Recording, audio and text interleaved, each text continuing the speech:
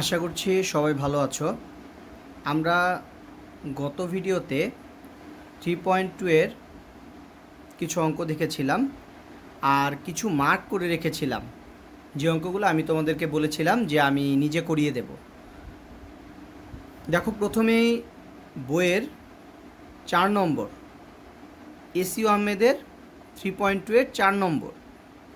4 নম্বরে দুটো অঙ্ক আছে, 1, 2।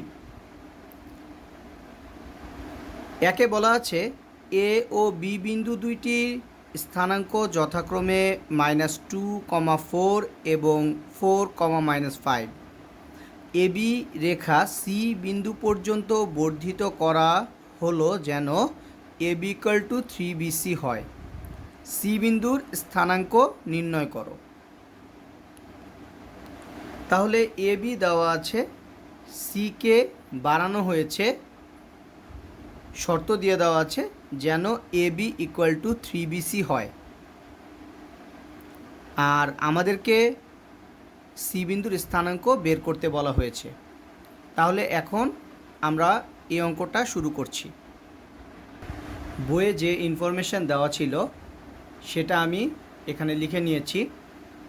দেখো, এ বিন্দু -2,4, বি বিন্দু 4,-5, আর দিয়ে দেওয়া ছিল যে AB equal to 3BC। C বিন্দুর স্থানাঙ্ক নির্ণয় করতে হবে।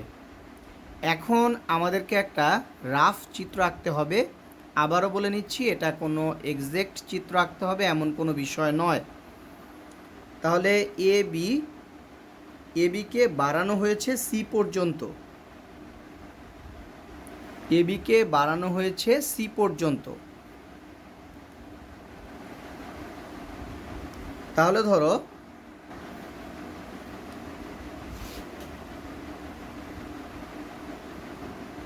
এ বি সি পর্যন্ত বাড়ানো হয়েছে, সি পর্যন্ত বাড়িয়েছি।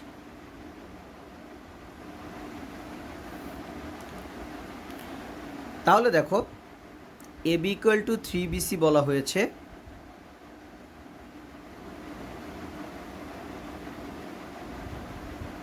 আর বিসি মানে হলো 1BC। তার মানে দাঁড়াচ্ছে, দেখো বি বিন্দুটা এসিকে একটা অনুপাতে বিভক্ত করেছে, যেটা অন্তবিভক্ত। আমরা এই অঙ্কটা দুইভাবে করতে পারি, বহির্বিভক্ত দিয়েও করতে পারি, অন্তবিভক্ত দিয়েও করতে পারি। আমি এই অঙ্কটা দুইভাবেই তোমাদেরকে দেখিয়ে দেব, বহির্বিভক্ত দিয়েও দেখিয়ে দেব, অন্তবিভক্ত দিয়েও দেখিয়ে দেব। এতে করে 4-এর 2 নম্বরটা তোমরা নিজেরা করতে পারবে। তাহলে প্রথমে আমি অন্তবিভক্ত দিয়ে করার চেষ্টা করছি।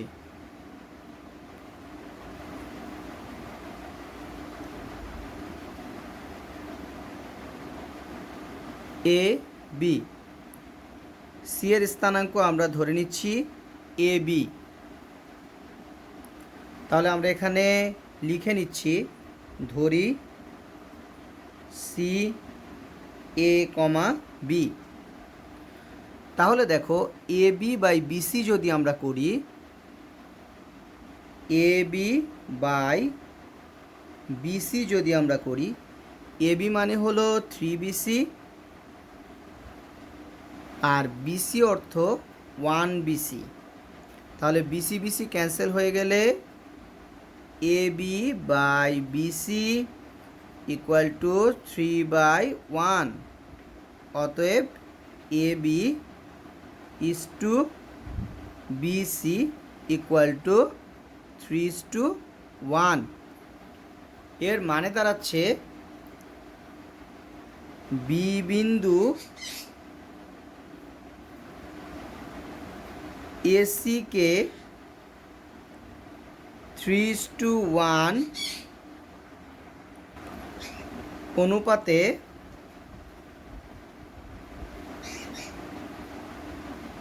অন্তবিভক্ত করে।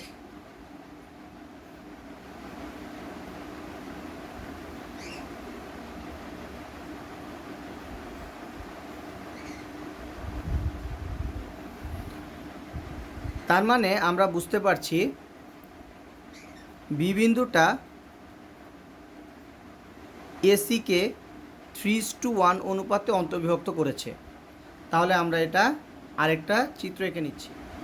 এখানে আমি চিত্রটা আবার এঁকে নিয়েছি। দেখো, এ বি সি 3:1 অনুপাতে অন্তর্বিভক্ত করে। বি এর স্থানাঙ্ক আমরা বের করতে চাচ্ছি। তাহলে বি,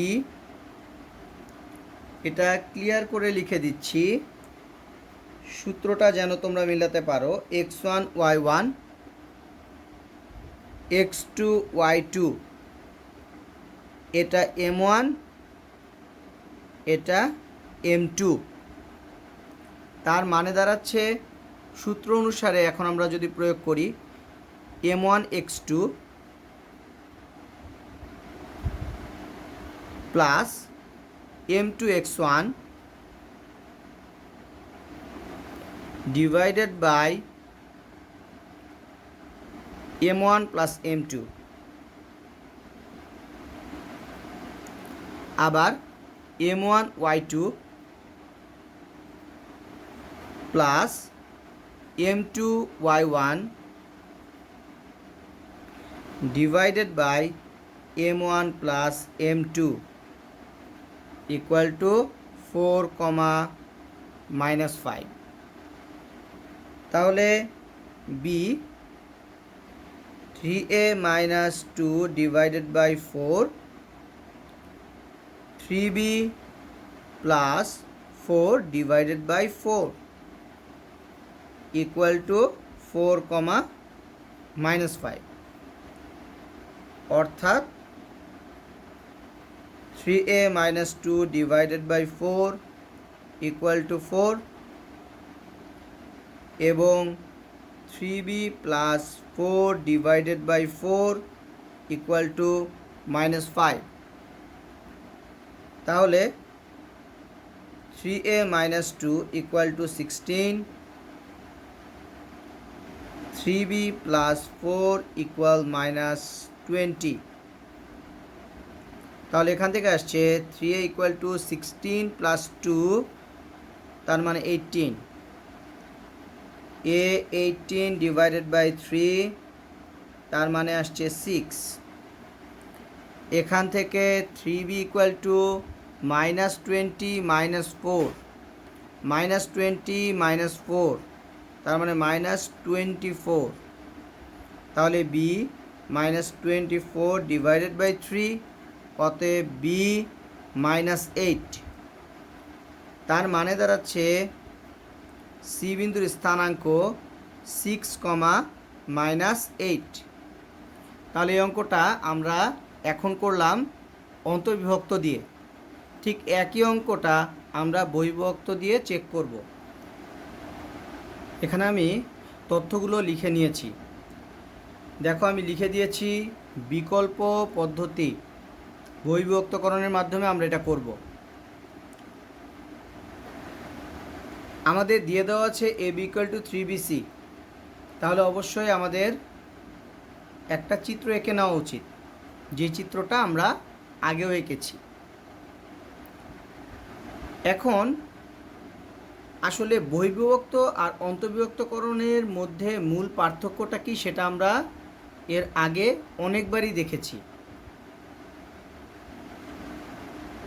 একটা রেখাকে যখন সামনে অথবা পেছনে বাড়ানো হয়, তখনই কিন্তু রেখাটা বহির্বিভক্তকরণের অন্তর্গত হয়। তাহলে AB কে C পর্যন্ত বাড়ানো হয়েছে। তাহলে প্রথমে A, তারপরে B, তারপরে টেনে নেওয়া হয়েছে C পর্যন্ত। তার মানে আমরা যদি A B C পর্যায়ক্রমে সাজাই, তাহলে পয়েন্টটা পড়ছে রাইট সাইডে।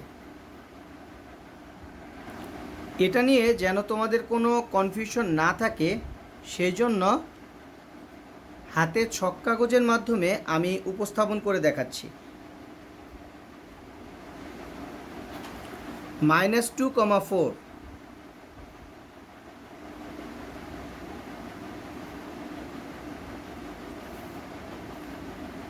তাহলে এটা হচ্ছে এ পয়েন্ট,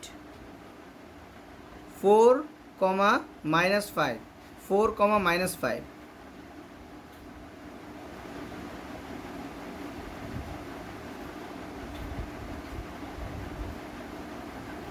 তাহলে এখানে, তাহলে এটা যদি হয় এ বি, দেখো আমি এটা যোগ করে দেখাচ্ছি, এটা যদি হয় এ বি তাহলে এটাকে সি পর্যন্ত বাড়াতে বলেছে। তার মানে দাঁড়াচ্ছে আমাদের চিত্রটা হবে এ বি, এটাকে আমরা সি পর্যন্ত বাড়াবো, এ বি সি পর্যন্ত বাড়ানো হয়েছে। এর স্থানাঙ্ক, বি এর স্থানাঙ্ক দেওয়া আছে, সি এর স্থানাঙ্ক নির্ণয় করতে হবে। তাহলে এ -2,4, বি 4,-5, সি আমরা ধরে নিচ্ছি এ, বি। তাহলে ধরি সি এ, বি। এখানে যেই চিত্রটা এঁকেছি এটা শুধু তোমাদের বোঝানোর জন্য, এটা তোমাদের আঁকতেই হবে এমন কোনো বাধ্যবাধকতা নেই। তাহলে সি বিন্দুর স্থানাঙ্ক আমাদের নির্ণয় করতে হচ্ছে, আমরা বহিঃবিভক্তকরণের মাধ্যমে এটা সমাধান করব। তাহলে দেখো সি পয়েন্টটা স্থানাঙ্ক আমরা সরাসরি বের করব। তাহলে স্টার্টিং, এন্ডিং, টার্গেট পয়েন্ট। তাহলে দেখো এখান থেকে এতটুকু এটা হচ্ছে M1, আর এখান থেকে এতটুকু এটা হচ্ছে M2। আমাদের কিন্তু দেওয়া আছে AB = 3BC। আমাদের প্রয়োজন হলো AC এবং BC এর অনুপাত। তাহলে AC বাই BC, AC মানে হচ্ছে AB + BC,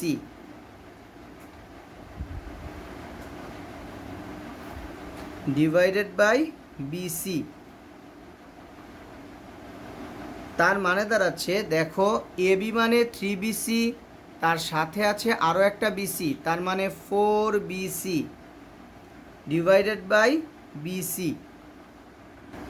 তাহলে BC BC কাটা চলে গেলে 4/1, তার মানে দাঁড়াচ্ছে AC বাই BC = 4/1।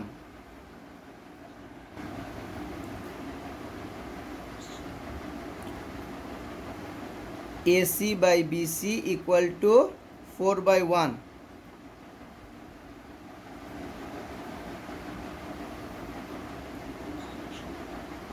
অতএব AC = BC = 4:1। তাহলে সি বিন্দু AB কে 4:1 অনুপাতে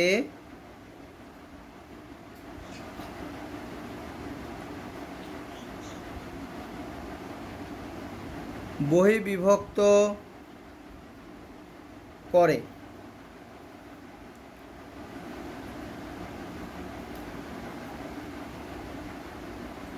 তার মানে চিত্র দাঁড়াচ্ছে A B C, এখান থেকে এতটুকু 4 এবং এখান থেকে এতটুকু 1। A -2,4, B 4,-5, A B নির্ণয় করতে হবে। তার মানে দাঁড়াচ্ছে x1 y1, x2 y2, M1 M2। যেহেতু সি বিন্দু এবিকে 4:1 অনুপাতে বহির্বিভক্ত করে, তাহলে সি বিন্দুর স্থানাঙ্ক আসছে M1 x2 m1 x2 m1 x2।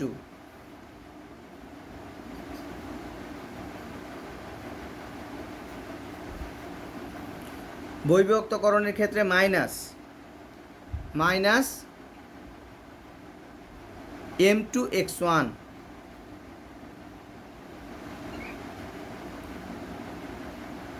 Divided by m1 minus m2 সূত্র অনুসারে লিখে ফেললাম। আবার m1 y2 মাইনাস, বহিঃবিভক্তকরণে সবসময় মাইনাস হয়, m2 y1 divided by m1 minus m2। এটাই হলো a, b। তাহলে 16 plus 2 divided by 3 minus 20 minus 4 divided by 3 equal to a, b। 18/3 তাহলে 6 মাইনাস 24 ডিভাইডেড বাই 3 তার মানে minus 8 equal to a, b। তার মানে সি বিন্দুর স্থানাঙ্ক কিন্তু সরাসরি বের হয়ে গেল 6, -8, মানে এ হলো 6 আর বি হচ্ছে -8। এখানে কিন্তু তার মানে বুঝতে পারলে যে এ বি ধরাটাও কিন্তু বাধ্যতামূলক কোনো কাজ ছিল না, এটা সরাসরি স্থানাঙ্ক বের করে দিচ্ছে। কিন্তু এটা দেখানোর উদ্দেশ্য হচ্ছে যে দুটো অঙ্কই সম্পূর্ণ সেম। এখানে অনেক টেকনিক্যাল টার্ম আছে যে জিনিসগুলো বোঝার আছে। এখানে একটা অঙ্ক হলেও অনেক অঙ্কের সমস্যা এখানে সলভ হওয়ার মতো আছে, তাহলে এটা মনোযোগ দিয়ে খেয়াল করবে। এবার 4-এর 2টা লক্ষ্য করো। এ ও বি বিন্দু দুইটির স্থানাঙ্ক যথাক্রমে এত এত, মানে এ বি এর স্থানাঙ্ক দিয়ে দেওয়া আছে। এ বিকে সি পর্যন্ত এরূপভাবে বর্ধিত করা হলো যেন AC equal to 2ab। C বিন্দুর স্থানাঙ্ক নির্ণয় করো। তার মানে আগের অঙ্কের মতোই তোমাকে নির্ধারণ করতে হবে আসলে আমি এটা অন্তর্বিভক্ত দিয়ে করব নাকি বহির্বিভক্ত দিয়ে করব, এবং যেটা দিয়েই করি সেক্ষেত্রে অনুপাতটা নির্ধারণ করাটা খুবই জরুরি, যে আসলে অন্তর্বিভক্ততে কত অনুপাত, বহির্বিভক্ততে কত অনুপাত। তাহলে আমি চিত্রটা এঁকে দিচ্ছি, বাকি কাজগুলো তোমরা করবে। 4-এর 2-এর ইনফরমেশনগুলো আমি লিখে নিয়েছি। দেখো এখানে এ বিকে সি পর্যন্ত বর্ধিত করা হয়েছে। আমাদেরকে বলা হয়েছে AC equal to 2ab। A 7,3, B -1, -5, C আমরা জানি না, এটাকে আমরা এ বি ধরছি। তাহলে বহির্বিভক্ত অন্তর্বিভক্ত দুটা প্রসেসে আমরা এটা সলভ করতে পারি। প্রথমে আমরা অন্তর্বিভক্ত দিয়ে সলভ করার চেষ্টা করব। তাহলে বি বিন্দু কিন্তু এসিকে অন্তর্বিভক্ত করেছে, বি বিন্দু এসিকে অন্তর্বিভক্ত করেছে। তার মানে দাঁড়াচ্ছে আমরা এ বি বাই বিসি বের করতে চাচ্ছি, এ বি বাই বিসি। তাহলে দেখো আমাদের মেইন টার্গেট হচ্ছে এ বি বাই বিসি বের করা। এ বি বাই বিসি আমাদের এখানে আছে AC equal to 2ab, AC equal to 2ab। তাহলে এ বি আমরা কিভাবে পেতে পারি? এসি থেকে আমরা বিসি বাদ দিলে। তাহলে প্রথমে আসি বিসি মানে কি। তাহলে দেখো বিসিটা আমরা কিভাবে পেতে পারি? এসি থেকে যদি আমরা এবি বাদ দিই, দেখো একটা মজার বিষয়, এসি থেকে আমরা এবি বাদ দিচ্ছি, উপরের কাজটা আমরা পরে করছি। এসি মানে হলো 2ab, 2ab থেকে এবি চলে গেলে একটা এবি থাকে। তাহলে দেখো এবি মানে কিন্তু আমি প্রথমে বলেছিলাম AC minus BC, AC minus BC, AC minus BC হলে এসি মানে 2ab আর বিসি মানে একটু আগে আমরা বের করলাম এবি, তার মানে 1/1। আর যখন 1/1 তখন কিন্তু মধ্যবিন্দু, তার মানে বি এসি এর মধ্যবিন্দু। তাহলে মধ্যবিন্দু তো সবচাইতে সহজ থিওরি। a + 7 / 2 = -1, b + 3 / 2 = -5। এভাবে করে আমরা এ বি এর মান বের করে ফেললেই কিন্তু সি এর স্থানাঙ্ক বের হয়ে যাবে। এখানে যদি দেখো যে মধ্যবিন্দুর কনসেপ্ট চলে এসেছে, সেক্ষেত্রে আসলে অন্তর্বিভক্ত বহির্বিভক্ততে নেয়ার কোনো প্রয়োজন নেই। তবুও তোমাদেরকে আমি অন্তর্বিভক্ত আর বহির্বিভক্তর থিওরিটা সম্পর্কে আবার একটু বলছি। দেখো এখানে হলো 1, এখানেও কিন্তু 1। তাহলে যদি তুমি অন্তর্বিভক্ত বলো তাহলে 1:1 অনুপাতে অন্তর্বিভক্ত করেছে। সি বিন্দু এবিকে বহির্বিভক্ত করেছে, তাহলে কত অনুপাতে? এসি হলো 2 আর বিসি হচ্ছে 1, তার মানে সি বিন্দু এবিকে 2:1 অনুপাতে বহির্বিভক্ত করেছে। তুমি মধ্যবিন্দুর কনসেপ্ট দিয়ে করলেও হবে, 1:1 অনুপাতে অন্তর্বিভক্ত করেছে, এই কনসেপ্ট দিয়ে করলেও হবে। 2:1 অনুপাতে বহির্বিভক্ত করেছে, এটার কনসেপ্ট দিয়ে করলেও হবে। এখানে তোমার মেধায় যেটা খাটে সেটাই তুমি করবে। তাহলে আশা করি এটা বুঝতে পেরেছো। এখন আমরা নাম্বার 6 দেখতে পাচ্ছি। মূলবিন্দুটি x, y এবং r cos θ, r sin θ বিন্দুদ্বয়ের সংযোগ রেখাংশের মধ্যবিন্দু। তার মানে বোঝা যাচ্ছে x, y এটাকে যদি আমরা a ধরি, r cos θ, r sin θ এটাকে যদি আমরা b ধরি, তাহলে এ বি এর মধ্যবিন্দু হচ্ছে মূলবিন্দু এবং আমাদের প্রমাণ করতে হবে x² + y² = r²। এখানে আমি লিখে নিয়েছি a x, y এবং b r cos θ, r sin θ। তাহলে এ বি এর মধ্যবিন্দু, ভুজ দুটো যোগ করে 2 দিয়ে ভাগ, তার মানে x + r cos θ / 2, y + r sin θ / 2। এটাকে বলা হয়েছিল মূলবিন্দুর সাথে তুলনা করার জন্য। তাহলে 0,0 অর্থাৎ x + r cos θ / 2 = 0 এবং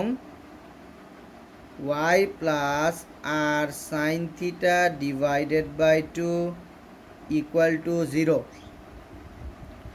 তাহলে x + r cos θ = 0, তাহলে r cos θ = -x, r² cos² θ = x²। এটা চলে আসছে, এটাকে আমরা 1 নং দিলাম।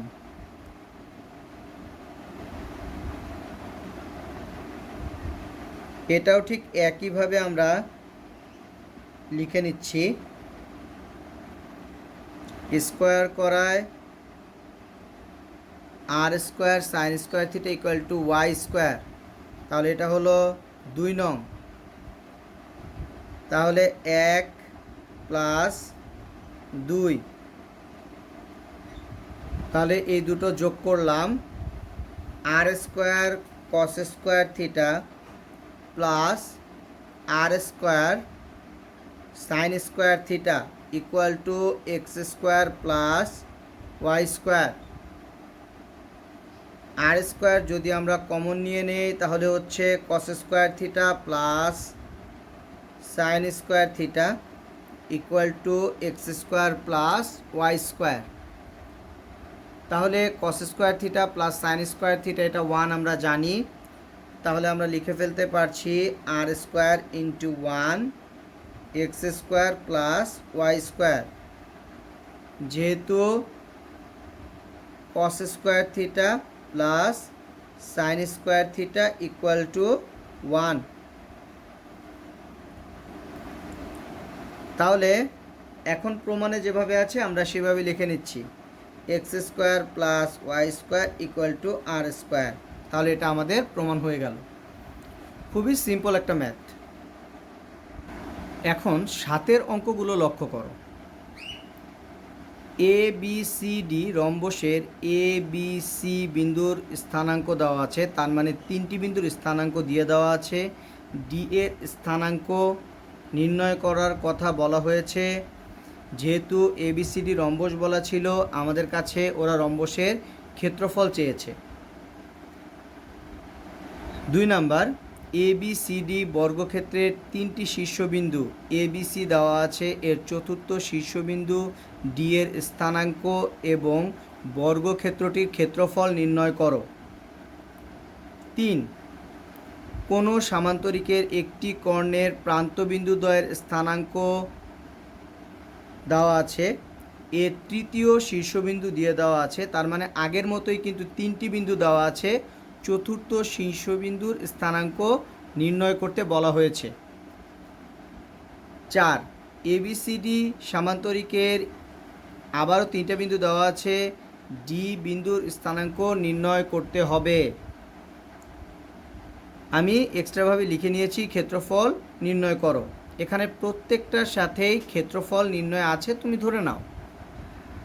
এরপরে দেখো 5 নাম্বার, এ বি সি ডি আবারও 3টা বিন্দু দিয়ে দেওয়া আছে, এর চতুর্থ শীর্ষবিন্দু ডি এর স্থানাঙ্ক ও ক্ষেত্রফল নির্ণয় করো। তার মানে এখানে যে 5টা অঙ্ক দেওয়া আছে, প্রত্যেকটা অঙ্কতেই 4টা বিন্দু বলা আছে, তার মধ্যে 3টা দেওয়া আছে আর একটা দেওয়া নেই, ওটা নির্ণয় করতে হবে আর ক্ষেত্রফল নির্ণয় করতে হবে। এই 5টা অঙ্কের মধ্যে ব্যতিক্রম অঙ্ক হচ্ছে এই 3 নাম্বারটা।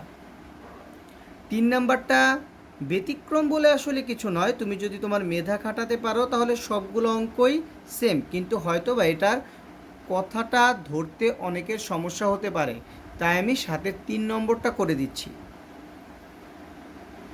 এখন 7-এর 3 নম্বর প্রশ্নটা আমি আরেকবার পড়ে নিচ্ছি। দেখো, কোনো সামান্তরিকের একটি কর্ণের প্রান্তবিন্দুদ্বয়ের স্থানাঙ্ক দেওয়া আছে, মানে কর্ণের প্রান্তবিন্দুদ্বয়, কিন্তু এর তৃতীয় শীর্ষবিন্দু দেওয়া আছে, তার মানে 3টি বিন্দু দেওয়া আছে, চতুর্থ শীর্ষবিন্দুর স্থানাঙ্ক নির্ণয় করতে হবে। আর এক্সট্রাভাবে আমরা এখানে ক্ষেত্রফলটাও নির্ণয় করব। 7-এর 3-এ কী কী দেওয়া আছে সেটা আমি লিখে নিয়েছি। সামান্তরিকের কর্ণের প্রান্তবিন্দুদ্বয় এ এবং সি। সামান্তরিক যদি হয় এ বি সি ডি, তাহলে কর্ণ কিন্তু এ সি বি ডি। তার মানে তুমি যদি এটাকে এ ধরো তাহলে অবশ্যই এটাকে সি ধরতে হবে, যদি এটাকে বি ধরো তাহলে এটাকে ডি ধরতে হবে, কারণ আমাদেরকে বলে দিয়েছে কর্ণের প্রান্তবিন্দুদ্বয়। দেখো, অপর বিন্দুর স্থানাঙ্ক এটা কিন্তু দেওয়া আছে, তবুও কিন্তু আমি এটাকে বি বা ডি কোনোটাই লিখিনি। এর পিছনে একটা কারণ আছে, সেটা একটু পরে বলছি। তাহলে স্বভাবতই যেহেতু এটা বি বা ডি আমি জানি না কোনটা এটা, তাহলে অবশিষ্ট বিন্দুর স্থানাঙ্ক যেটা আমি ধরে নিয়েছি মানে আমাদের নির্ণয় করতে হবে সেটাও কিন্তু আমরা লিখতে পারছি না। এক্ষেত্রে তোমাদের জন্য যে সাজেশনটা আমি দিব সেটা হচ্ছে সবসময় এই জাতীয় অঙ্কের ক্ষেত্রে হাতে গ্রাফে চিত্র এঁকে নেবে। তার মানে ছোট্ট করে একটা গ্রাফ আঁকবে, সে অনুসারে কোন চতুর্ভাগে কোন বিন্দুটা আছে সেটা বসিয়ে নেবে। তাহলে এখন আমরা সেটাই করছি।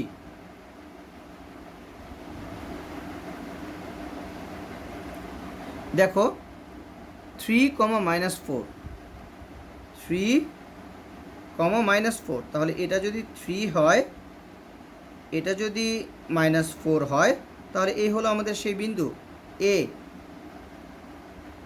সি -6, 5, -6, 5,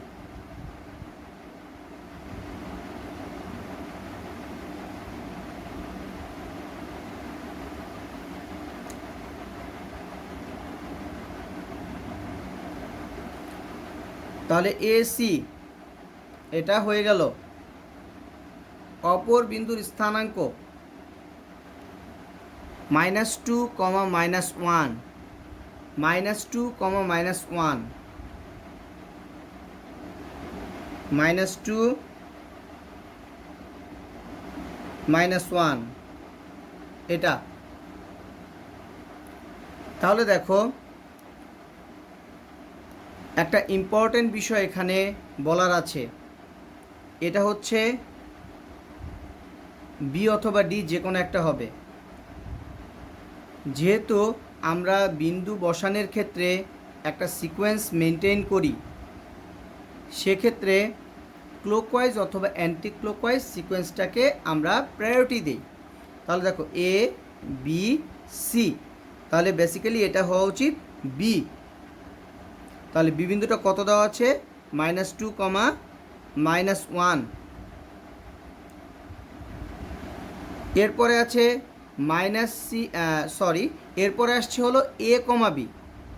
এখন এটাকে এ বি সি, তাহলে ডি বিন্দু নির্ণয় করতে হবে। তাহলে এখন আমি লিখে দিচ্ছি যে এটা হচ্ছে বি আর এটা হচ্ছে ডি। এবার আমি একটা চিত্র এঁকে নিচ্ছি সামান্তরিকের।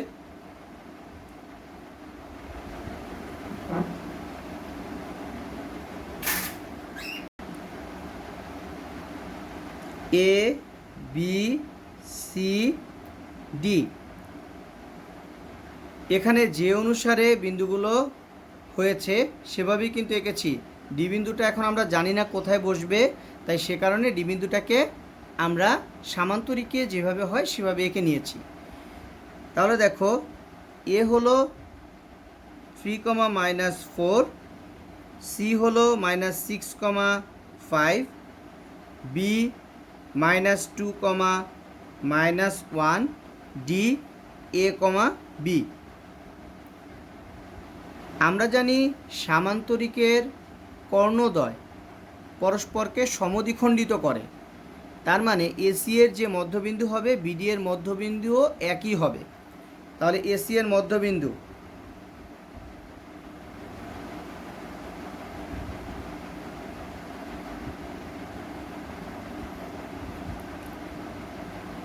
এসি এর মধ্যবিন্দু আমরা জানি মধ্যবিন্দুর হিসাব হচ্ছে ভুজ দুটো যোগ করে 2 দিয়ে ভাগ। তার মানে 3 ± -6 ডিভাইডেড বাই 2 -4 + 5 ডিভাইডেড বাই 2, তাহলে হচ্ছে -3/2, 1/2।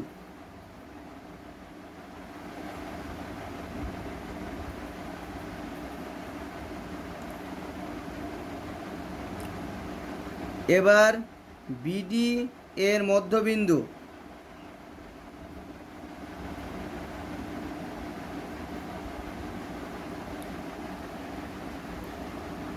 a ± -2 ডিভাইডেড বাই 2 বি প্লাস মাইনাসে -1 ডিভাইডেড বাই 2।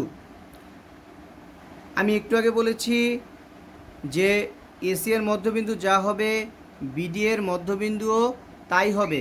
তার মানে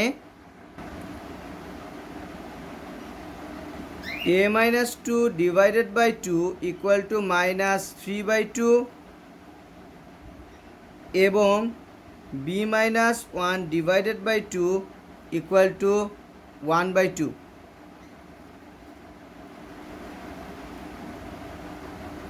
তাহলে 2 ক্যান্সেল হয়ে গেলে a-2 ইকুয়াল টু -3,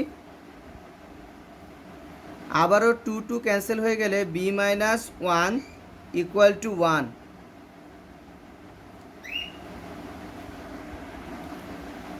তার মানে a -3 প্লাস 2, অতএব a equal to -1,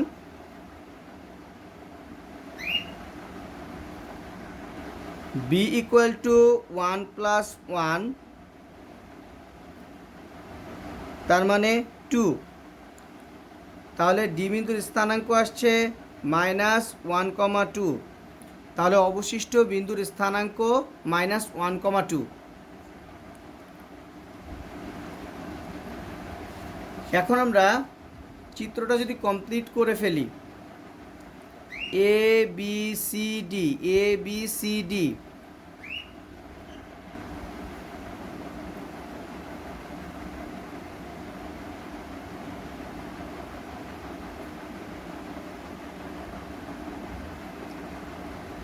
a 3, -4, b -2, -1, c -6, 5, D একটু আগে কমপ্লিট করেছি -1, 2।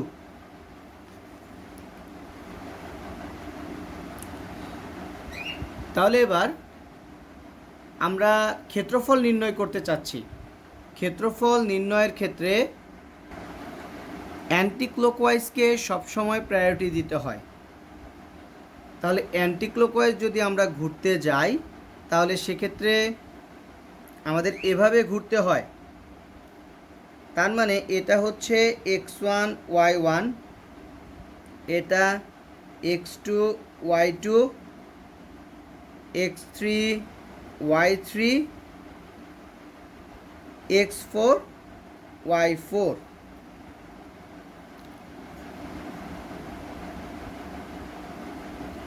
তাহলে এ বি সি ডি এর ক্ষেত্রফল half x1 x2 x3 x4 x1। তাহলে 3 -1 -6 -2 আবার 3। এরপরে y1 y2 y3 y4 y1।